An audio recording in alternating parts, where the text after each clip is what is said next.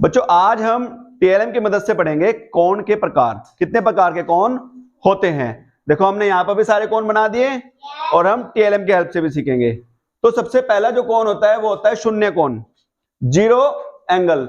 जब दो किरणें, जैसे किरणें कैक है, किरणें कैग है, एक दूसरे के ऊपर पड़ जाएं, एक दूसरे के ऊपर ओवरलैप हो जाए तो उसको जीरो एंगल बोलते हैं। जैसे देखो एक किरण ये है और एक किरण ये है, ये दोनों किरण एक दूसरे के ऊपर आ जाएं तो ये जीरो एंगल बनेगा, जीरो कोण बनेगा।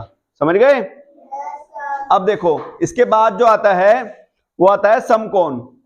समकोण, इसको हम राइट एंगल भी बोलते हैं। समकोण जो होता है वो 90 डिग्री का होता है। कितने डिग्री का?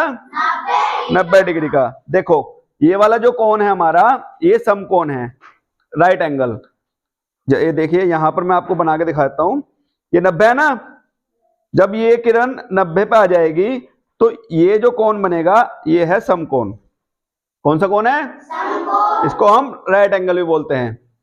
अब जो तीसरा कोण आता है वो आता है हमारा न्यून कोण, जिसको हम बोलते हैं एक्यूट एंगल। क्या बोलते हैं? Acute angle.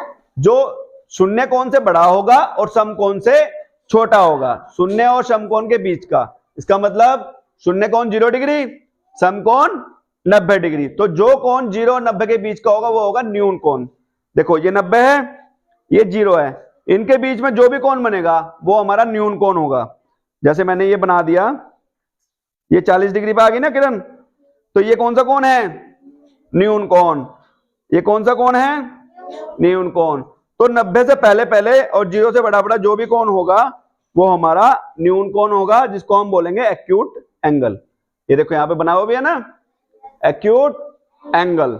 इसके बाद हम पढ़ेंगे स्ट्रेट एंगल, रिजु कोण। स्ट्रेट एंगल, रिजु कोण। रिजु कोण 180 डिग्री का कोण होता है। कितने डिग्री का? 180। देखो मैं यहाँ पे बना के दिखाता हूँ, ये 0 है और 180 कहाँ लिखा हुआ है? यहाँ पर लिखा है ना। तो 0 और 180 के बीच का जो कोण होगा, ये बिल्कुल सीधी रेखा आ गई ना यहाँ पे। तो ये जो कोण बना ये कितने डिग्री का है? 180 डिग्री का। कितने का?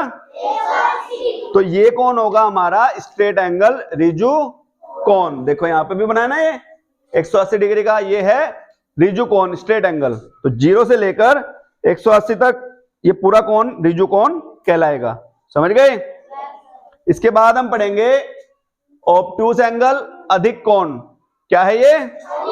अधिक कोण। अधिक कोण जो है समकोण से बड़ा होगा और रिजु कोण से छोटा होगा। समकोण कितना होता है? 90 डिग्री, रिजु कोण 180 डिग्री। तो 90 से बड़ा, 180 से छोटा। तो 90 और 180 के बीच में जो कोण होगा हमारा वो होगा अधिक कोण। क्या होगा? अधिक कोण। देखो ये 90 है, ये 180 है, तो इन दोनों के बीच में ये जो भी कोण बनेगा, जैसे ये 150 पे आ गया, ये भी अधिक कोण है। 170 भी अधिक कोण है, 120 भी अधिक कोण है, 110 भी, 100 भी। तो ये 90 और 180 के बीच में जो कोण बनेगा वो क्या होगा? अधिक कोण। इसके बाद हम पढ़ेंगे संपूर्ण कोण, कंप्लीट एंगल। जब हम यहां से शुरू करते हैं और एक पूरा, ये पूरा कंप्लीट एक चक्कर हो जाता है ना, ये देखो पूरा कंप्लीट एक कोण बन गया ना, ये पूरा कोण बन गया 360 डिग्री का। पूरा कितना बन गया? 360। तो इसको हम बोलते हैं संपूर्ण कोण। ये पूरा 360 पे जब हम घूम जाएगा पूरा, तो ये कौन सा कोण हो जाएगा? संपूर्ण कोण, कंप्लीट एंगल। कौन सा? कंप्लीट एंगल, संपूर्ण कोण। अब हमारा एक कोण बचता है, वो है वृहत कोण। कौन सा है? इसको हम बोलते हैं रिफ्लेक्स एंगल। क्या बोलते हैं? Reflex angle. वृहत कोण 180 से बड़ा होगा और 360 से छोटा। अधिक कोण से बड़ा और संपूर्ण कोण से छोटा। तो अधिक कोण और संपूर्ण कोण के बीच का जो कोण होगा वो होगा वृहत कोण। 180 से 360 डिग्री के बीच में जो हमारा कोण बनेगा वो बनेगा वृहत कोण। देखो ये 180 है, इससे बड़ा 190, 200, 210, 220, 235, ये सारा जो पूरा कोण है ये हमारा वृहत कोण है 360 से पहले पहले।